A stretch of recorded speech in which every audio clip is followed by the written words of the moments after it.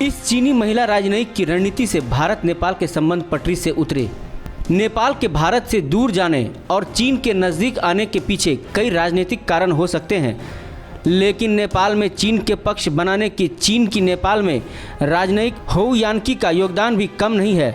नेपाल में चीनी राजदूत काफ़ी सक्रिय रहती हैं और भारत के पड़ोसी देश में चीन की मौजूदगी अपनी कूटनीति से मजबूत कर रही है। कहा जा रहा है कि नेपाल के नक्शे को नए सिरे से परिभाषित करने के लिए प्रधानमंत्री ओली को प्रेरित करने में चीनी राजदूत की बहुत बड़ी भूमिका रही है। राजदूत यान्की ने मंगलवार को ही Indian army chief Manoj Naravane के नेपाल में चीन के दखल करने के आरोप को लेकर तीखी प्रतिक्रिया दी है।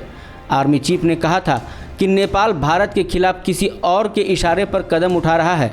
एक अखबार को दिए इंटरव्यू में चीनी राजदूत होउ ने कहा, नेपाल की सरकार ने अपनी संप्रभुता और क्षेत्रीय एकता की सुरक्षा को लेकर उठ रही जनभावनाओं के तहत ये कदम उठाया है। उन्होंने कहा कि कथित तौर पर चीन के इशारे पर नेपाल की कार्रवाई का आरोप बेबुनियाद है और ऐसे आरोप गलत मंशा से लगाए गए हैं। ऐसे आरोप सिर्फ केवल नेपाल की महत्वाकांक्षाओं का ही अपमान नहीं करते हैं, बल्कि चीन नेपाल के संबंधों को नुकसान पहुंचाने के इरादे से लगाए जा रहे हैं।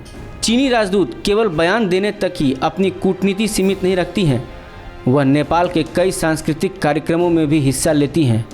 अंतर्राष्ट्रीय महिला दिवस पर वह स्थानीय युवतियों के साथ नृत्य भी करती हैं। साथ ही नेपाल के टूरिज्म को बढ़ावा देने के लिए फ़ोटो सेशन भी करती है। इतना ही नहीं, नेपाल की राजनीति में भी उनकी बहुत रुचि है और कई बार वो ओली सरकार के लिए संकट मोचन का काम भी कर चुकी है।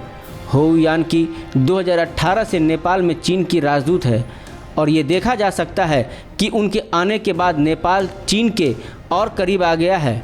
नेपाल और चीन की बढ़ती करीबी में चीनी राजदूत अहम भूमिका अदा कर रही है। भले ही कोरोना वायरस चीन से आया हो, लेकिन इस संक्रमण काल में जनता को राहत पहुंचाने के लिए हमेशा तत्पर रहती है।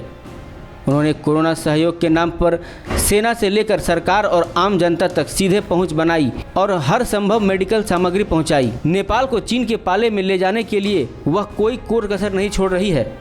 इंडिया न्यूज़ वायरल की रिपोर्ट।